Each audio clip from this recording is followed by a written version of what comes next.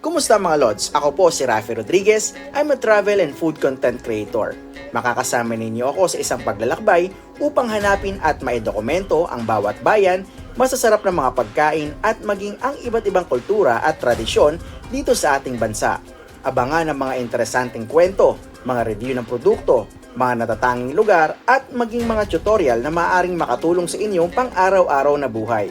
Halina't samahan ninyo ako sa ating gagawing paglalakbay at tuklasin natin ang mga natatanging ganda ng ating bansa. Nais kong mapuntahan ng bawat bayan, munisipalidad at maging ang mga probinsya mula Luzon, Visayas at Mindanao. Mag-subscribe na at huwag kalimutan i-click ang notification bell para sa mga update sa mga darating na content.